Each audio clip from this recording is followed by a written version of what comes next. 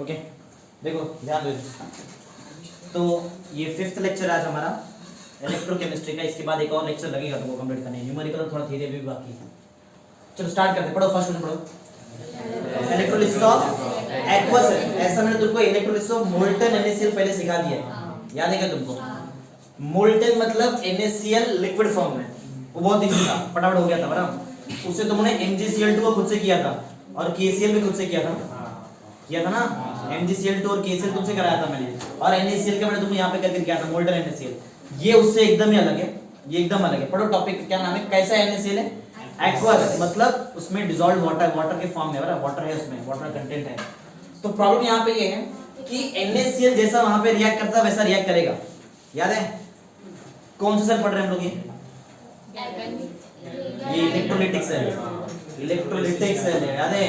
Electrolysis किधर भी आ गया तो वो इलेक्ट्रोलिटिक में आता है, समझा?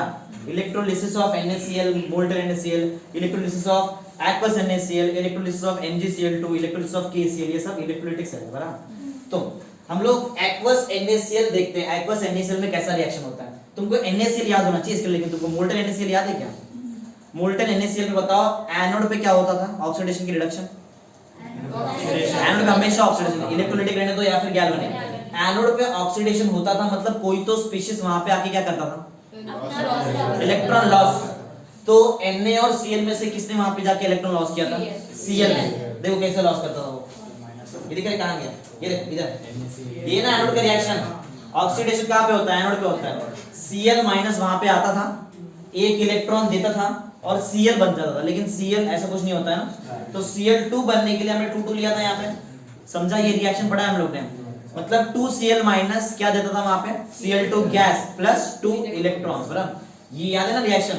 ये कहां होता था? कैथोड क्या एनोड? एनोड पे, क्योंकि ऑक्सीडेशन हमेशा एनोड पे होता है।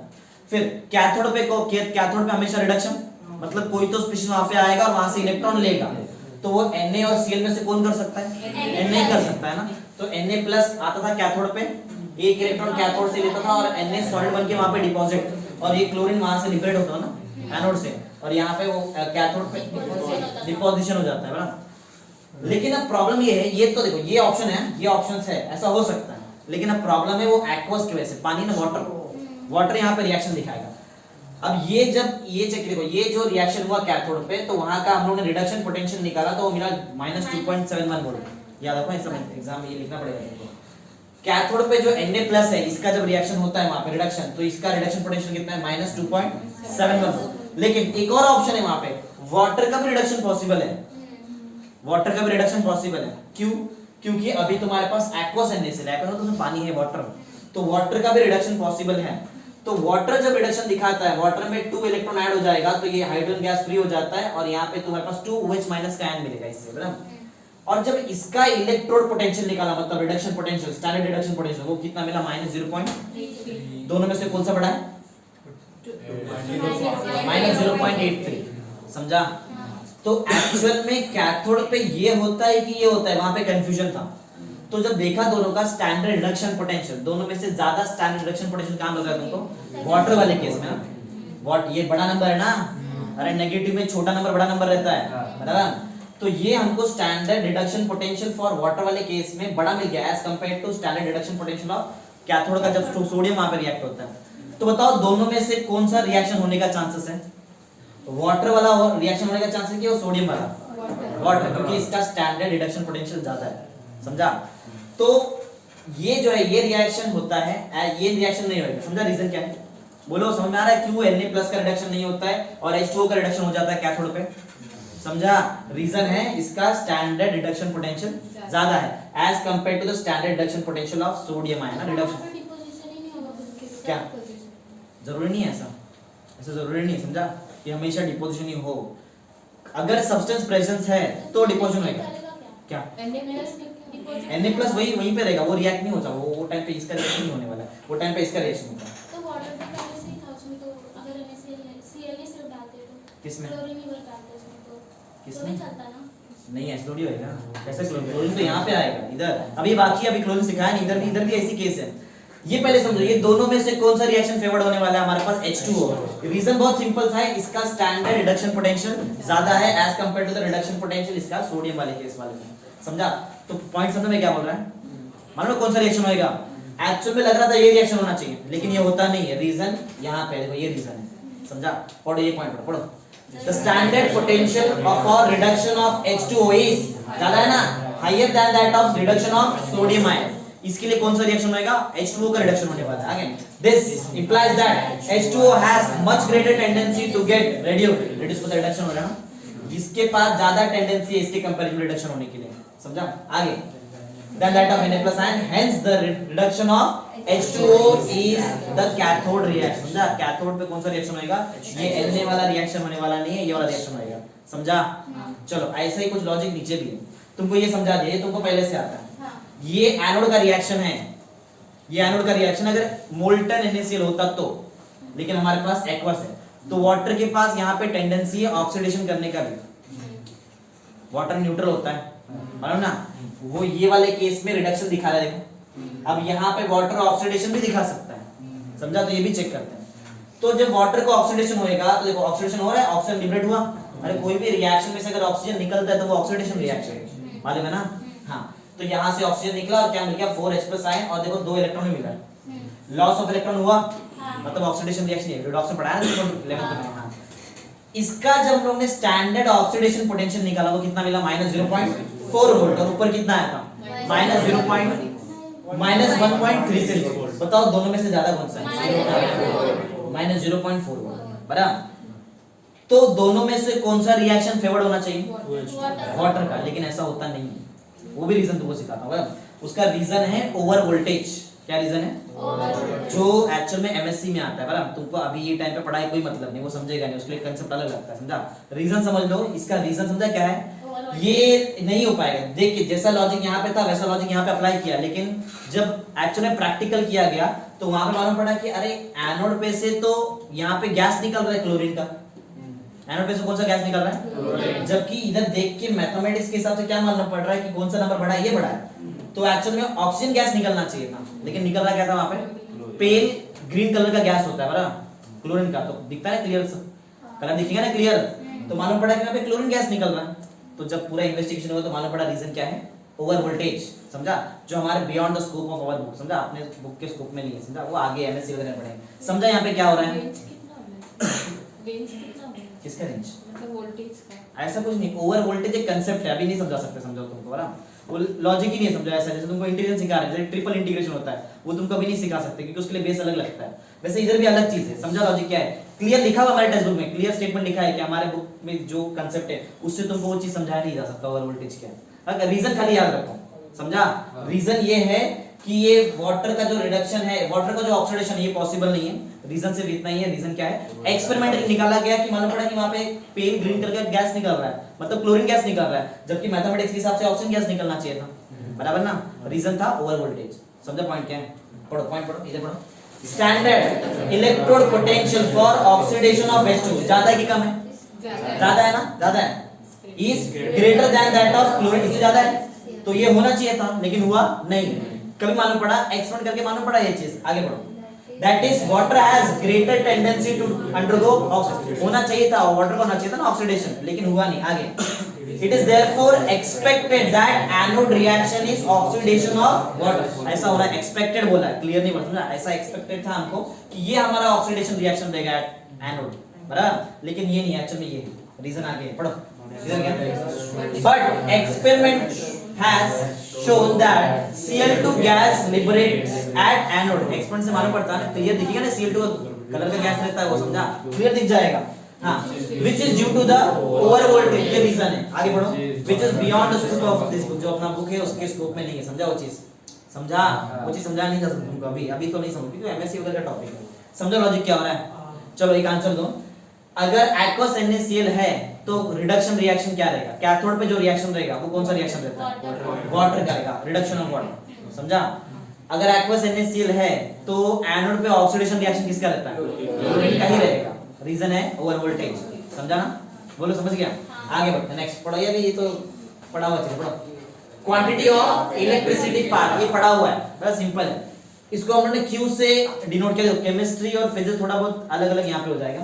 इसको बोला है क्वांटिटी ऑफ इलेक्ट्रिसिटी पास्ड, जिसको हम लोग फिजिक्स में इसको चार्ज बोलते हैं, Q ना। C लिखा है ना कूलम, तुमको मालूम रहना चाहिए कूलम किसका यूनिट है, चार्ज। I मतलब है करंट, उसका यूनिट एम्पीयर मालूम है ना। T टाइम का यूनिट सेकंड। तो बहुत सिंपल है, quantity of electricity passed is defined as the product of current, बराबर, and time for which that current passes. Easy है ना, अपने मन से बना सकते हो, वो थोड़ी पढ़ाने की जरूरत है, तुमको समझा। ये Q मतलब क्या है, क्वांटिटी ऑफ इलेक्ट्रिसिटी पास्ड। ये क्या रहेगा, प्रोडक्ट, किसका प्रोडक्ट, करंट, और टाइम, सिंपल ना, बनाओ कुछ, समझ गया ना। एक बार पढ़ लो, पढ़ो क्या है। Quantity of electricity passed is the product of amount of current and time for it is pass ना, जो टाइम के लिए वो पास हो रहा है दोनों को मल्टीप्लाई किया जाए। यहां से थोड़ा मैथमेटिकल कंटेंट पढ़ो। नेक्स्ट वन क्या है, मोल्स ऑफ इलेक्ट्रॉन पास। बराबर, तुमको उस दिन बताया था मैं, एक मोल ऑफ इलेक्ट्रॉन पे कितना चार्ज होता है, नहीं 96500 कूलम। अरे एवोगैड्रो नंबर तो वो है 1 कूलम, नहीं वो 1 मोल का रिप्रेजेंटेशन है ना। 1 मोल मतलब एवोगैड्रो नंबर, मैं 1 मोल थोड़ी पूछ रहा है charge on 1 mole of charge. 1 mole electron जो रहेगा ना, charge on 1 mole of electron, उस पे कितना चार्ज रहता है, F फैराडे ना। 96500 कूलम सिखाया था तुमको मैंने, बराबर। अगर मैं 1 मोल इलेक्ट्रॉन लूं तो उस पे कितना चार्ज आएगा, 96500 कूलम। वो पढ़ा रहा है तुमको, पढ़ो क्या है, मोल्स ऑफ इलेक्ट्रॉन पास। चलो पढ़ते पढ़ो। Charge on 1 mole of electron is, मालूम है ये बताया ना क्या, वो इसको एक और नाम इसको बोलते हैं फैराडे, फैराडे बोलते हैं, right, which is referred as 1 Faraday. ऐसा मोल्स हटाले, फार्मूला इतना कुछ हार्ड नहीं। Moles of electron actually pass, इसका फार्मूला है जो भी तुमने याद है पहले निकाला था, इलेक्ट्रिसिटी पास, उसको डिवाइड कर दो किससे, 96500 पर मोल ऑफ इलेक्ट्रॉन, क्या बोलते हैं इसको, ये पर इलेक्ट्रॉन नहीं है, वो इलेक्ट्रॉन पे चार्ज है माइनस, समझा, पर मोल ऑफ इलेक्ट्रॉन ना, समझा। तो क्यूब और 96500 को डिवाइड कर दिया तो क्या मिलेगा हमको, moles of electron actually passed, समझा, सिंपल। ये भी बहुत इंपॉर्टेंट, पढ़ो। मोल्स ऑफ प्रोडक्ट फॉर्म, कितना मोल्स ऑफ प्रोडक्ट फॉर्म हुआ वो भी देखने का, बराबर। तो एक सिंपल सा रिएक्शन है, बताओ ऑक्सीडेशन की रिडक्शन है, बोलो ऑक्सीडेशन की रिडक्शन है, रिडक्शन, क्यों, एडिशन ऑफ इलेक्ट्रॉन हुआ। अरे अगर एरो के पीछे इलेक्ट्रॉन है मतलब इलेक्ट्रॉन ऐड हो रहा है, इलेक्ट्रॉन ऐड हो रहा है मतलब रिडक्शन रिएक्शन है, बराबर। ये रिडक्शन रिएक्शन में क्या बोला है, मोल्स ऑफ प्रोडक्ट फॉर्म। ये कितना मोल बना, बोलो कितना मोल बना, 1। कैसे मालूम पड़ता है तुमको, पीछे का जो नंबर है इससे मालूम पड़ता है ना, इससे मालूम पड़ता है 1 मोल ऑफ प्रोडक्ट फॉर्म हुआ। 1 मोल कॉपर इन सॉलिड फॉर्म बनाने के लिए कितना मोल ऑफ इलेक्ट्रॉन लगा, 2 ना, एक है तुम्हारे सामने। जब मैं इन दोनों को डिवाइड कर दूंगा तो बनता है मोल रेशियो। किसको मालूम है, number of moles of product form divide by number of moles of electron required, समझा। ये 1 और ये 2 तो कितना आएगा तुम्हारा आंसर, 1/2 आ जाएगा। चलो पढ़ते, ये पढ़ो जाएगा क्या है, अरे वही है, 2 moles of electrons are required for production of 1 mole of product मतलब copper in solid form। आगे मोल रेशियो क्या रहेगा, moles of product form in आधा ही रिएक्शन है ना, आधा है, ये रिडक्शन है, आगे बाकी है ना ऑक्सीडेशन हाफ रिएक्शन, वो बाकी है। हाँ, तो moles of product form in half reaction divided by mole of electron required in half reaction। इसको इससे डिवाइड करो 1/2 ना, समझा ना। हाँ, लेकिन हमको निकालना कुछ अलग है, हमको निकालने का मोल्स ऑफ प्रोडक्ट फॉर्म। हम लोग ने क्या निकाला, मोल रेशियो, बहुत इजी है। मोल्स ऑफ प्रोडक्ट फॉर्म का फार्मूला क्या रहेगा, moles of electron actually passed, इसको मल्टीप्लाई करो जो तुमने निकाला मोल रेशियो से, समझा। अरे मोल्स ऑफ प्रोडक्ट फॉर्म का फार्मूला बहुत सिंपल रहेगा, जो तुमने ऊपर निकाला ना moles of electron actually passed, इसको मल्टीप्लाई कर दो किससे, mole ratio. Moles of electron actually passed, इसका फार्मूला तुमने बनाया था, चार्ज इन कूलम। सी मतलब कुछ अलग चीज नहीं है, उसका यूनिट है ये ना, electricity passed in coulomb upon क्या आएगा, 96500 कूलम पर मोल ऑफ इलेक्ट्रॉन, बराबर ना। हाँ, ये कूलम है, कूलम पर मोल ऑफ, ये समझा, किसका आंसर है, moles of electron actually passed into mole ratio. ठीक है, मोल रेशियो निकाला है ऊपर, समझा। तुमको मालूम है I = Q/T होता है फिजिक्स में, होता है ना ऐसा। तो Q का फार्मूला क्या रहेगा, IT, तो Q के जगह मैंने लिख दिया I × T। I करंट है, इसका यूनिट क्या होता है, एंपियर। T टाइम है, टाइम यूनिट सेकंड, बाकी सब एज इट इज है, समझा। अरे इजी है, इतना हार्ड चीज नहीं सिखा दूंगा आगे, समझा। बोलो इजी है ना।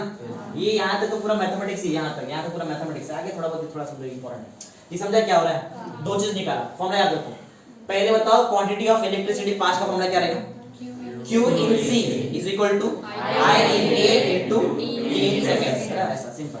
फिर मोल्स ऑफ इलेक्ट्रॉन पास का फार्मूला क्या है, Q C नहीं है, Q in इन सी ना, क्यू कूलम बोल सकते, कूलम बोल ज्यादा, Q coulomb divide by 96500 coulomb पर मोल ऑफ इलेक्ट्रॉन, समझा।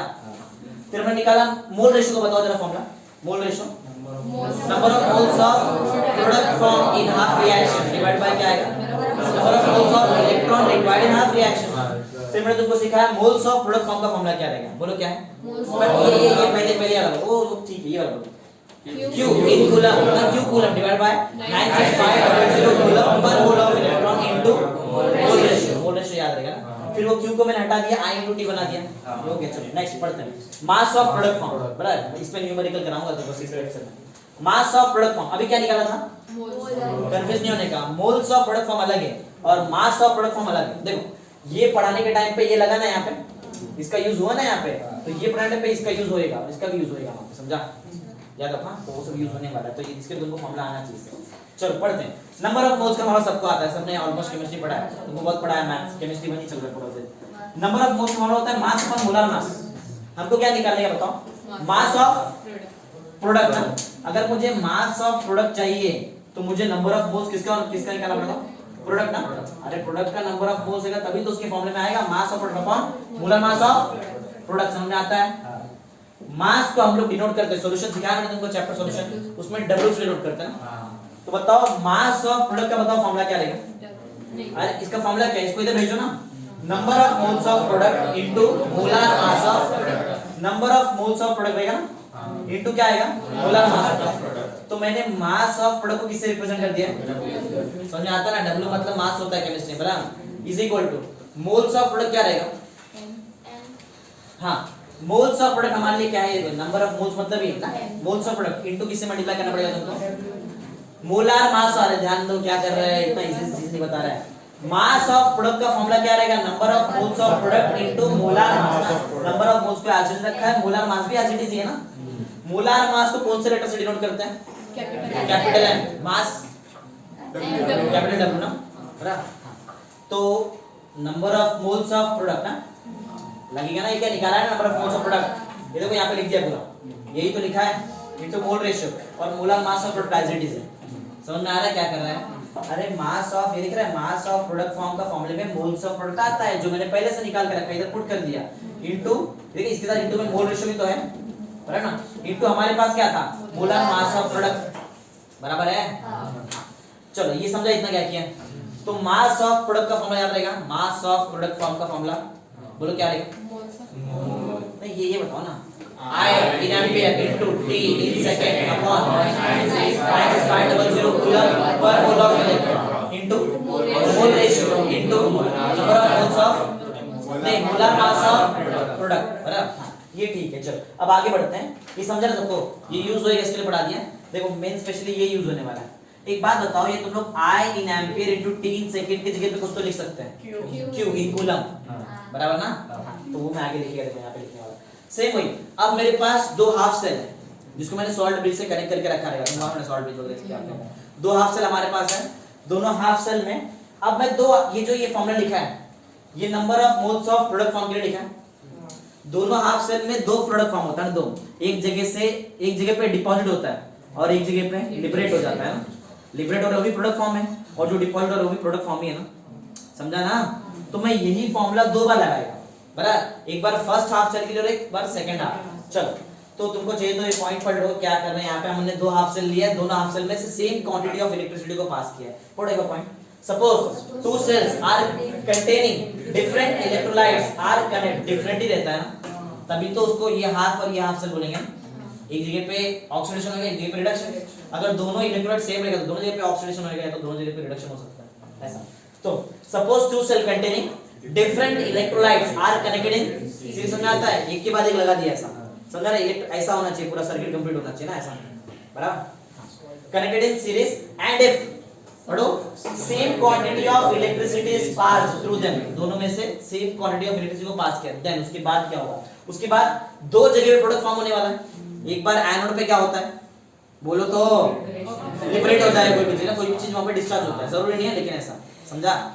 और दूसरा क्या बताया मैंने तुमको, कैथोड पे हमेशा डिपोजिशन होता है, वहां पे कोई जैसे कि सोडियम आके वहां पे डिपॉजिट हो जाता है वैसे। चलो तो ये फॉर्मूला में दो बार लिखने वाला है।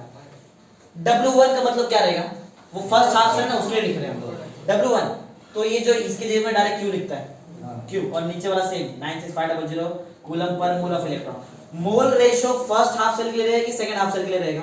क्योंकि फर्स्ट के अंदर तुमको मास निकालना है ना, तो मोल रेशियो जो है वो मोल रेशियो तुमको, अच्छा यहाँ पे मेन बेसिक फॉर्मूला लिखा हुआ है, ये जो ऊपर है ना वो फॉर्मूला लिखा है। अगर ये वैसे यहाँ पे 1 नहीं डालेंगे तो फिर डाल देते, ये 1 के लिए रहेगा मोल रेशियो, और मोलार मास किसके लिए रहेगा? प्रोडक्ट, फर्स्ट वाला प्रोडक्ट के लिए। तो अगर समझो तुमको यहाँ से ये चीज का वैल्यू चाहिए, दिख रहा है मैथमेटिक्स सबको आता रहेगा, इतना भी हार्ड नहीं है, ये दिख रहा है ये चीज का वैल्यू चाहिए, मतलब इतना पार्ट, तो मैंने इतने पार्ट को एक साइड में रखा है, बाकी ये दोनों चीज कहाँ जाएगा? ये W के नीचे आएगा ना, मैथ सही है बराबर। तो W1 के नीचे क्या आ जाएगा? मोल रेशियो फर्स्ट के लिए, फर्स्ट हाफ सेल के लिए, और मोलार मास को तो कैपिटल M से डिनोट ही करते हैं ना, तो कैपिटल M1, समझा? ऐसा ही सेम काम है सेकंड हाफ सेल के लिए भी करेगा। चलो सेकंड हाफ सेल में आते हैं, सिमिलर है वही सेकंड हाफ सेल। अब W1 लिखोगे W2 रहेगा, अच्छा फिर डायरेक्ट इधर से देख के तो बता सकते हैं ना, बराबर? क्या अमाउंट ऑफ इलेक्ट्रिसिटी पास जो किया है वो सेम ही कि अलग अलग है?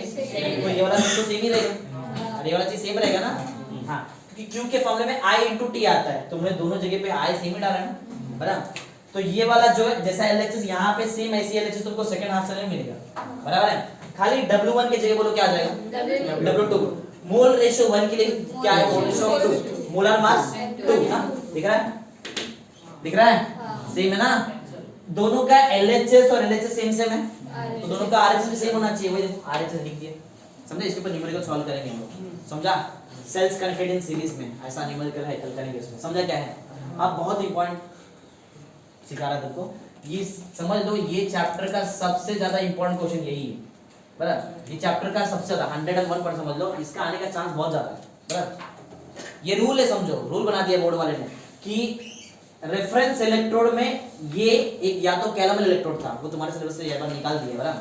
वो नहीं तो ये दोनों में से एक आता ही है, कंफर्म हर बार रहता, रूल है बोर्ड का, आता ही है, दोनों में से एक तो आएगा ही, या तो शी आएगा स्टैंडर्ड हाइड्रोजन इलेक्ट्रोड, या तो ये शायद था तुमको 11th में ना, ठीक है चलो, हाँ थोड़ा सा शायद वो तुमको लास्ट में पढ़ाएंगे, ये थोड़ा सा एक छोटा सा पार्ट था वहाँ पे, रिडक्शन पोटेंशियल करके था, रिडॉक्स रिएक्शन। अच्छा, ये उससे पहले हम पढ़ते रेफरेंस इलेक्ट्रोड, ये याद रखना, ये सबसे, ये चैप्टर का सबसे ज्यादा इंपॉर्टेंट टॉपिक यही है, सब या तो एक कैलमल रहेगा, लेकिन वो निकाल दिया तुम्हारे सिलेबस में, नहीं दिया, समझा? तो चलो पढ़ते हैं, रेफरेंस इलेक्ट्रोड क्या है? नाम में ये रेफरेंस, बराबर? रेफरेंस मतलब किसी से कंपेयर करके, कंपेयर करने के लिए यूज करेंगे इलेक्ट्रोड को, रेफरेंस इलेक्ट्रोड ना, पढ़ो। A reference electrode is a electrode, कुछ नया चीज नहीं, is a electrode whose potential is arbitrarily taken as 0 volt लेंगे, या तो और is exactly known, या फिर तुमको exactly उसका वैल्यू मालूम रहता है, समझा? रेफरेंस इलेक्ट्रोड क्या है? रेफरेंस इलेक्ट्रोड इलेक्ट्रोड ही है, कुछ नया चीज नहीं है, लेकिन उसका जो पोटेंशियल रहता है उसको कितना लेते हैं हम लोग? 0 वोल्ट लेते हैं, 0.0 मतलब 0 वोल्ट, समझा? 0 वोल्ट, दैट इज, या फिर एक और ऑप्शन है तुमको, या फिर उसका वैल्यू नोन भी हो सकता है, एग्जैक्टली नोन, ज्यादा करके तो 0 वाला ही रहता है, ये स्टैंडर्ड हाइड्रोजन इलेक्ट्रोड, शी, बराबर? पढ़ो, बहुत इंपॉर्टेंट टॉपिक पढ़ा रहा है, पढ़ो, स्टैंडर्ड हाइड्रोजन इलेक्ट्रोड, बहुत इंपॉर्टेंट टॉपिक, बहुत ज्यादा इंपॉर्टेंट टॉपिक। चलो कैसे बनता है उससे पहले मैं तुमको डायग्राम जरा सिखा देता हूं, जरा देखो डायग्राम में क्या है। एक बीकर है, यहाँ पे एक ग्लास का बीकर है, जो ग्रीन कलर का बनाया है वो बीकर है। जो रेड कलर का बनाया है उसको बोलते हैं ग्लास जैकेट, जो दिख रहा है रेड कलर का मैंने बनाया था, रेड कलर में, वो उसको क्या बोलते हैं? Glass jacket. और एक वैसे नहीं, यहाँ पे ग्रीन कलर का, मतलब वही बीकर रहेगा और कुछ नया नहीं। इसमें यहाँ पे कॉपर का वायर होता है, दिख रहा है ऐसा, एक बीच में से यहाँ से कॉपर का वायर जाता है, नहीं ये दिख रहा है ऐसा, हाँ, ये जो मैंने अभी लाइन बनाया है वो कौन सा वायर है? कॉपर का वायर है, सी वायर मतलब कॉपर वायर, बराबर? ये कॉपर वायर कहाँ तक है वो भी देख लो, ये कॉपर वायर यहाँ से चालू होता है और सिर्फ यहाँ तक आएगा, बराबर? ये दिख रहा है यहाँ पे ब्लू के ऊपर, वहां तक खत्म हो जाता है। जो नीचे वाला वायर दिख रहा है, ये दिख रहा है यहाँ से लेके इतना, ये इतना जो वायर है वो प्लैटिनम वायर है, समझा? अलग अलग है, ऊपर कॉपर वायर और नीचे क्या है? ये बीच में जो है ना, बीच में मर्क्यूरी रखा हुआ है, बीच में क्या है? मर्क्यूरी, बीच में मर्क्यूरी है। अब देखो यहाँ पे होता क्या है, समझा? क्या क्या बताया? वैसे बता दिया, ग्लास जैकेट बता दिया, ये कॉपर का वायर हो गया, ये प्लैटिनम वायर हो गया, ये मर्क्यूरी हो गया। ये वाला जो प्लेट है उसको बोलते हैं प्लैटिनाइज्ड प्लैटिनम प्लेट, जो तुमको ऑलरेडी मैंने कनेक्टिविटी याद है, कनेक्टिंग सेल क्या पढ़ाया तुमको मैंने? क्या, कौन सा सेल? कंडक्टिविटी सेल, याद है? उसमें प्लैटिनम प्लेट के ऊपर प्लैटिनम ब्लैक का कोटिंग किया था, उसी को बोलते हैं प्लैटिनाइज्ड प्लैटिनम प्लेट, समझा? प्लैटिनम के ऊपर प्लैटिनम में डिपॉजिट किया ना, उसको बोलते हैं प्लैटिनाइज्ड प्लैटिनम प्लेट, बराबर? समझा? ये ब्लैक कलर का जो प्लेट है। हाँ, अब हो क्या रहा है जरा यहाँ पे सुनो, देखो यहाँ से ना, इधर से pure and dry H2 gas at 1 atm को यहाँ से बबल करते हैं, देखो यहाँ मतलब यहाँ से भेजते हैं 1 atm प्रेशर से प्योर और ड्राई, समझा रहा है? प्योर एकदम प्योर फॉर्म में हाइड्रोजन और एकदम सूखा होना चाहिए, ड्राई, बराबर। वो गैस यहाँ से जाता है ऐसा ग्लास जैकेट के अंदर आता है, बराबर। और यहाँ पे जो भी सॉल्यूशन रहेगा, सॉल्यूशन बराबर, उसके अंदर वो जाता है ऐसा, कौन सा gas? Pure and dry H2 gas. अब अंदर है क्या वो भी सुन लो। ये जो अंदर है ना यहाँ पे, ये अंदर H+ आयन का कोई तो सॉल्यूशन है। H+ आयन बहुत तरीके से मिल सकता है ना, तुमको मालूम है ना? ये दिख रहा है जो ब्लू कलर का मैंने अभी कैसा किया, ये जो लेवल है ये एक सॉल्यूशन ऑफ H+ आयन है। H+ आयन का सॉल्यूशन है, कंसंट्रेशन रखा है 1 मोलर। 1 मोलर समझ में आता है ना?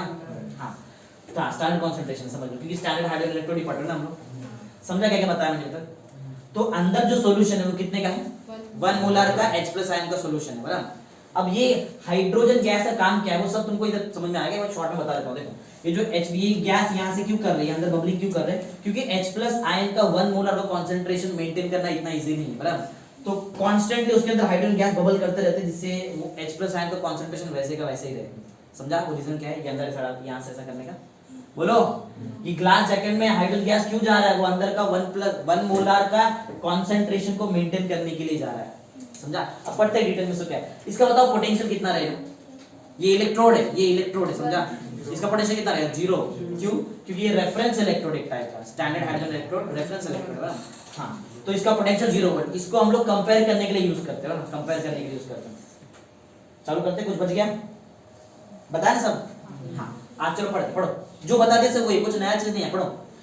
Standard hydrogen electrode consist of platinum plate, अरे बोलो, बोल रहे नहीं है, कोटेड विद प्लैटिनम प्लेट, इसको तो बोलते हैं ना प्लैटिनाइज्ड प्लैटिनम प्लेट, बराबर। यूज्ड एज एन, ये पूरा अखा इलेक्ट्रोड है, ये पूरा का पूरा चीज इलेक्ट्रोड ही है, ये सेल वेल नहीं है, समझा? ये इलेक्ट्रोड है।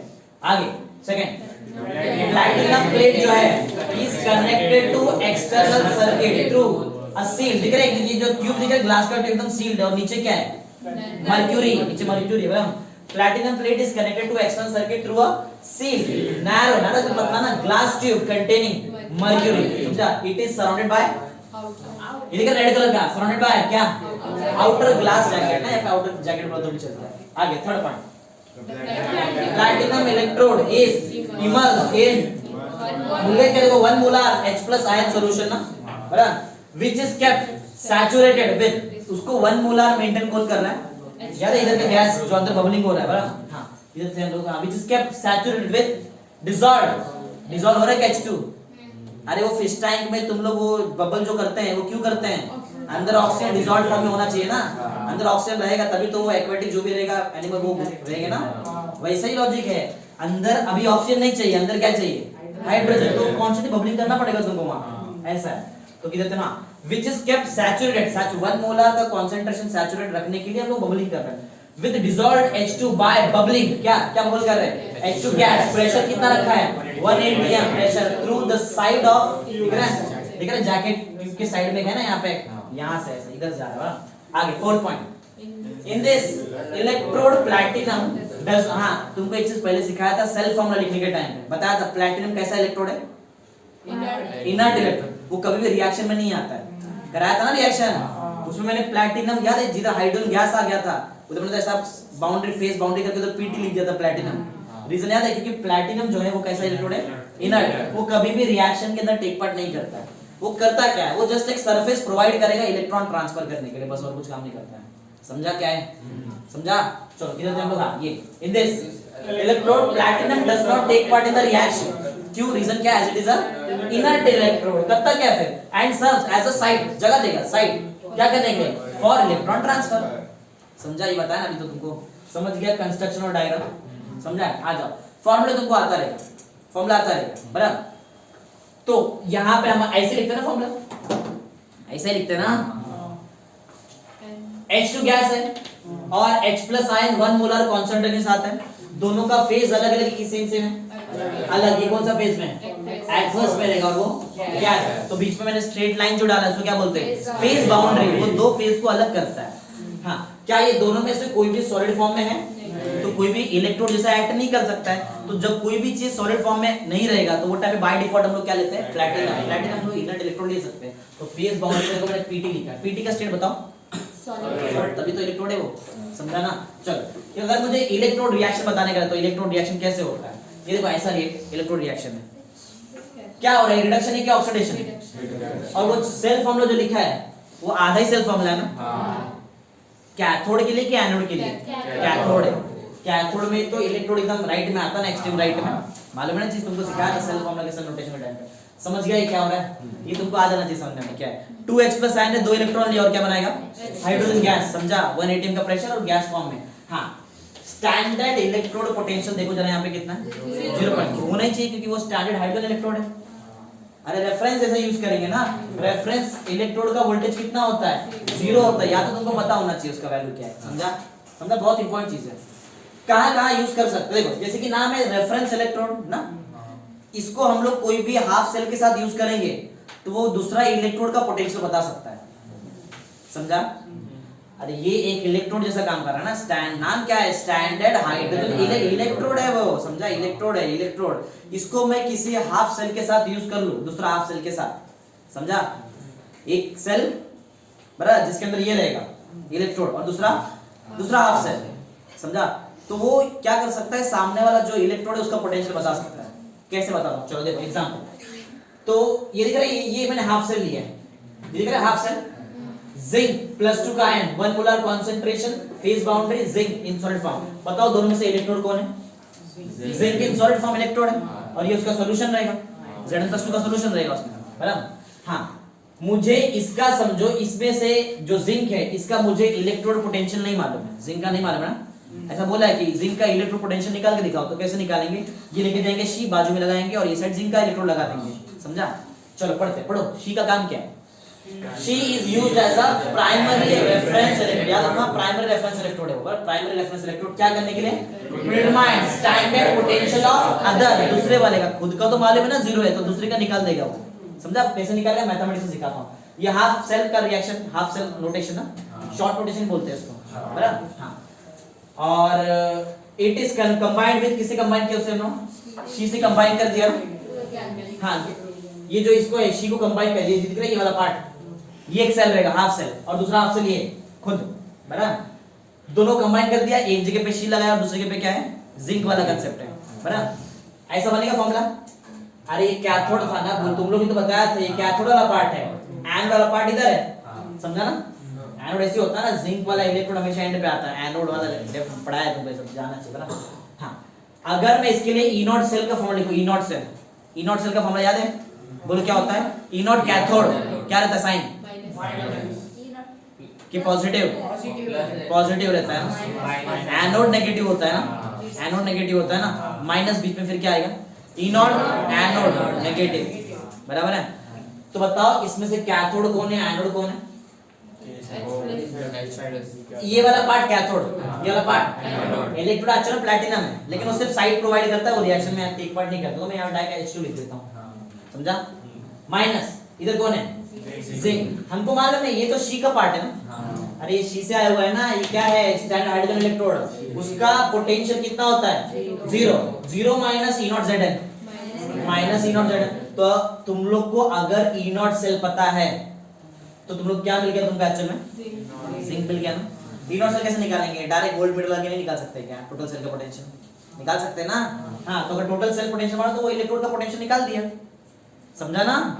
अरे इलेक्ट्रोड का पोटेंशियल निकालना, एनोड के लिए ले सकते हैं रेफरेंस में, किसमें, रेफरेंस में ये शी को बस एनोड के लिए ले सकते हैं। एनोड कहां लिया, कैथोड का लिया ना उसने, जिंक का लिए निकालना, जिंक एज अ एनोड रखा है ना हमने उसको, जिंक एज हां वो ऐसे एनोड ही रखा है, कैथोड से नहीं नहीं निकाल सकते। वो साइड हमने उसको हमेशा उसको कैथोड ही रखना पड़ेगा, एक ही निकालना है ना, एक ही निकालना है।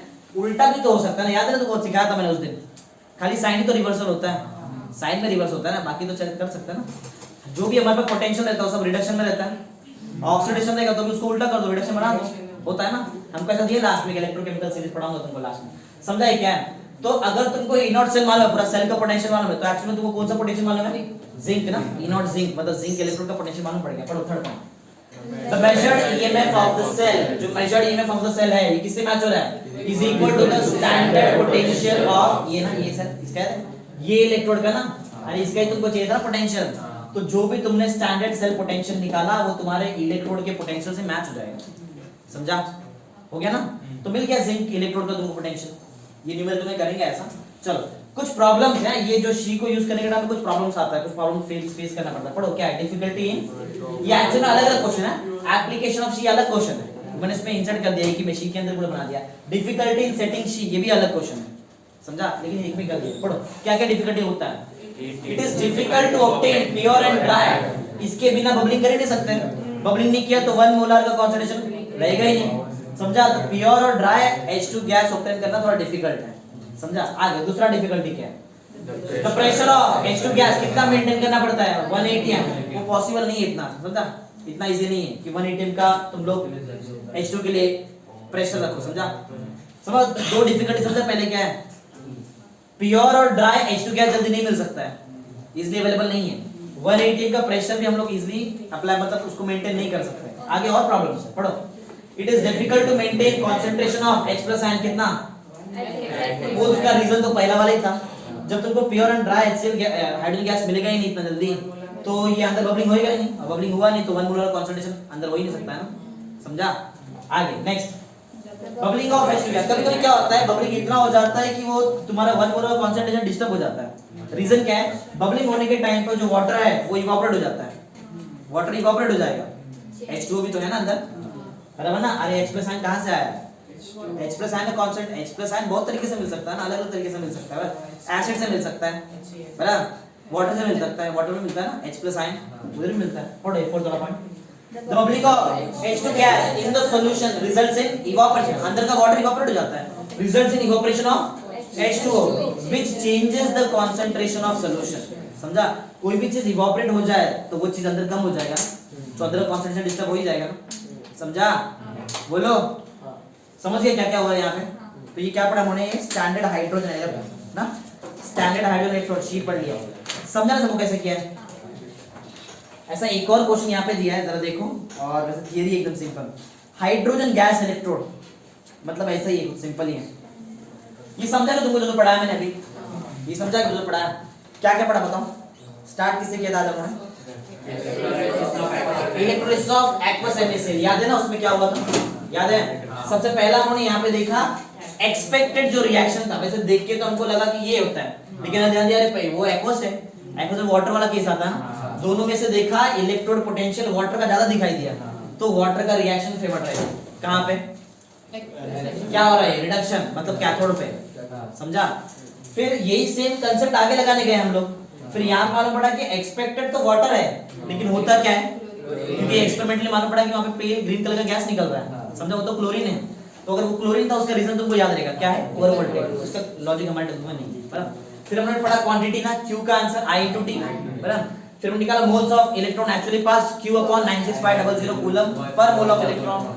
फिर पढ़ा मोल्स ऑफ प्रोडक्ट फॉर्म ना, मोल्स ऑफ प्रोडक्ट फॉर्म का दो फॉर्मूला है यहाँ पे, बराबर? Quantity of electricity pass at या quantity of electron actually pass तो मल्टीप्लाई करना पड़ेगा तुमको, और Q को IT में भी लिख सकते हैं।